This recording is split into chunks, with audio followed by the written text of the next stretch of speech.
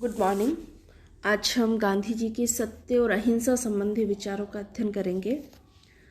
गांधी जी की विचारधारा में सत्य और अहिंसा के जो सिद्धांत हैं वो अत्यंत महत्वपूर्ण थे। सत्य और अहिंसा को गांधी जी ने मनुष्य की धार्मिक भावनाओं के विकास के लिए बहुत अधिक आवश्यक माना, बहुत अधिक महत्वपूर्ण माना। गांधी जी मानते थे कि सत्य और अहिंसा ये दोनों सिद्धांत अपृथक्करणीय हैं, इनको विभाजित नहीं किया जा सकता, इनको पृथक नहीं किया जा सकता। गांधी जी सत्य को ईश्वर मानते थे। गांधी जी के लिए सत्य ईश्वर है और जो व्यक्ति अपने मन, वचन और कर्म से किसी दूसरे व्यक्ति को आघात पहुंचाता है, किसी दूसरे व्यक्ति को चोट पहुंचाता है, तो उसका तात्पर्य है कि वह सत्य का उल्लंघन करता है। हिंसा तो असत्य है और व्यक्ति के जीवन की एकता और पवित्रता के विरुद्ध है हिंसा। इसलिए अहिंसा का जो पालक होगा उसको सत्य की उपासना करनी पड़ेगी और जो सत्य का उपासक होगा उसे अहिंसा का पालन करना होगा।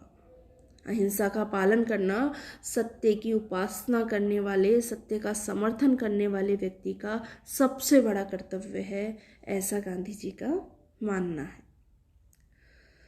सत्य और अहिंसा का जो गांधी जी ने सिद्धांत प्रतिपादित किया वो कोई मौलिक बात नहीं है। गांधी जी से पहले भी सत्य और अहिंसा जैसे सिद्धांत प्रतिपादित किए गए, लेकिन गांधी जी की देन ये है कि उन्होंने अहिंसा को एक व्यापक अर्थ दिया। उन्होंने अहिंसा का व्यापक स्तर पर प्रयोग किया। सत्य क्या है, इसका उत्तर देते हुए गांधी जी कहते हैं कि एक बहुत कठिन प्रश्न है कि सत्य क्या है, लेकिन फिर भी मैंने अपने लिए इसको हल कर लिया है, इस प्रश्न का उत्तर मैंने निकाल लिया है। और वे कहते हैं कि तुम्हारी अंतरात्मा जो कहती है, हर व्यक्ति में आत्मा का निवास होता है, आत्मा का वास होता है, तो व्यक्ति की अंतरात्मा जो कहती है वही सत्य है, ऐसा गांधी जी का मानना था। लेकिन गांधी जी कहते थे कि सत्य को ग्रहण कर और उसे व्यक्त करने के लिए अंतरात्मा का शुद्ध होना जरूरी है, क्योंकि शुद्ध अंतरात्मा की वाणी को ही सत्य माना जा सकता है, शुद्ध अंतरात्मा की वाणी को ही सत्य कहा जा सकता है।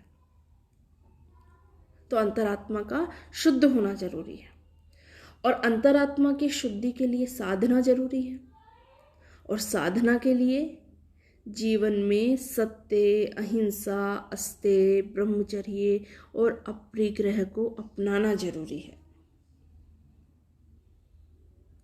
साधना इन सब नियमों को अपनाकर ही की जा सकती है और ऐसे साधना के माध्यम से अंतरात्मा को शुद्ध किया जा सकता है और ऐसी शुद्ध अंतरात्मा की वाणी को ही सत्य माना जा सकता है।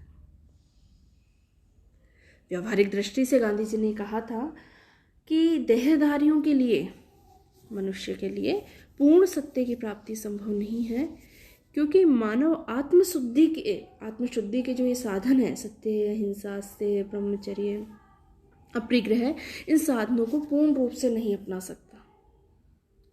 फिर भी वे मानते थे कि उक्त साधना के द्वारा सत्य की ओर अग्रसर हुआ जा सकता है, सत्य की ओर बढ़ा जा सकता है। गांधी जी कहते थे कि अगर हम सिर्फ सत्य बोलें तो वो ही सत्य के प्रति निष्ठा का उदाहरण, सत्य के प्रति निष्ठा का प्रमाण नहीं है। सत्यपरायण व्यक्ति मन, वचन और आचरण, सिर्फ बोलना ही पर्याप्त नहीं है, मन से, वचन से और आचरण से, तीनों से सत्य के प्रति समर्पित रहना सत्य के प्रति निष्ठा का परिणाम है।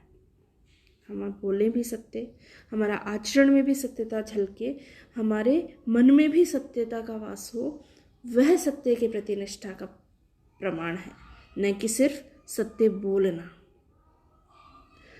मन का पवित्र होना, आचरण की शुद्धता और वाणी की निर्मलता व्यक्ति के आचरण की सत्य परायणता के 3 मापदंड उन्होंने बताए। हमारा मन पवित्र होना चाहिए, हमारा आचरण शुद्ध होना चाहिए और हमारी वाणी निर्मल होनी चाहिए। मन, वचन और कर्म से,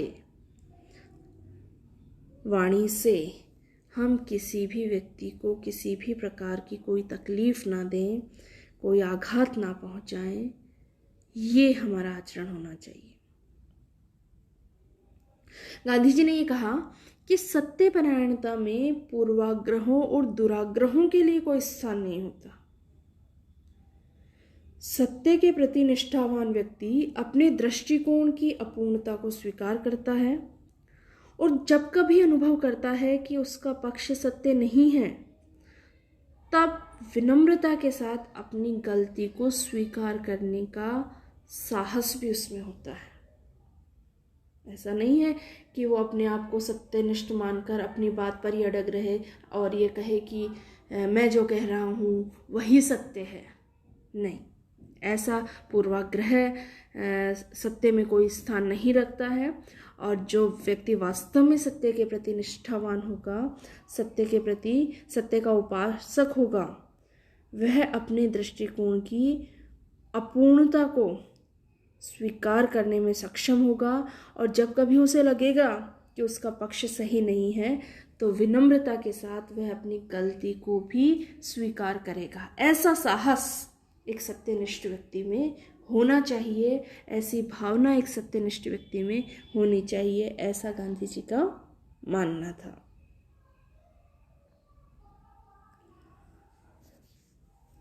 अहिंसा। गांधी जी अहिंसा को मनुष्य की प्रवृत्ति का एक स्वाभाविक गुण मानते थे और वे मानते थे कि मनुष्य स्वभाव से ही अहिंसा प्रिय होता है और जब कभी मनुष्य हिंसावान बनता है, हिंसक बनता है, तो वो परिस्थितियों के परिणाम स्वरूप ही बनता है। मनुष्य की जो अहिंसक प्रवृत्ति है वो सिर्फ परिस्थितियों का परिणाम है। आदिम काल का व्यक्ति जो परिस्थितियों वश नरभक्षी के रूप में जीवन व्यतीत करता था, आज का सभ्य और सुसंस्कृत प्राणी बन गया है। तो इस तरह समस्त मानव इतिहास में हम देखते हैं कि मनुष्य की अच्छी प्रवृत्तियों का विकास ही हुआ है और इस बात में संदेह नहीं है कि संसार में हिंसा को पूरी तरह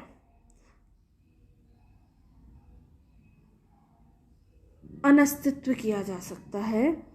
यह संसार में विद्यमान है और कभी कभी अपना रौद्र रूप भी प्रकट करती है। किंतु मानव समाज के विकास का इतिहास ये बताता है कि मनुष्य मूल रूप से एक अहिंसा प्रिय प्राणी है। उसकी जो ये अहिंसक प्रवृत्ति है, उसके कारण ही मानव जाति निरंतर विकास की ओर प्रवृत्त होती जा रही है, बढ़ती जा रही है। इस तरह अहिंसा को मानवीय जीवन का सर्वोच्च नियम माना है गांधी जी ने और ये माना है गांधी जी ने कि अहिंसा के आधार पर ही एक व्यवस्थित समाज की स्थापना और मानव जीवन की भावी उन्नति की जा सकती है, सिर्फ अहिंसा के आधार पर।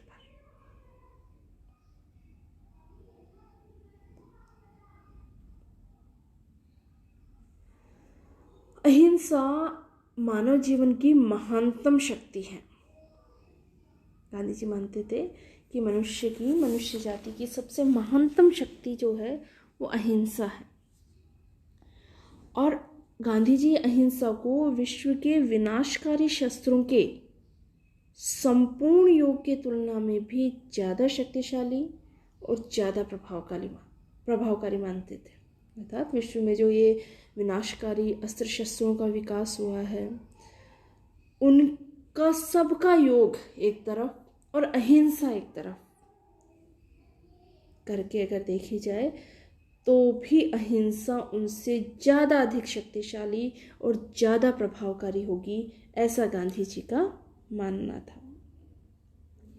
अहिंसा एक जीवंत शक्ति है और जो पूरा संसार है, पूरा विश्व है, वो इस अहिंसक शक्ति के द्वारा ही नियंत्रित होता है, इस अहिंसक शक्ति के द्वारा ही संचालित होता है। तो इस तरह अहिंसा का सामान्य परिचय, अहिंसा को किस तरह एक महानतम शक्ति के रूप में अभिव्यक्त किया है गांधी जी ने, इसका अध्ययन हमने किया।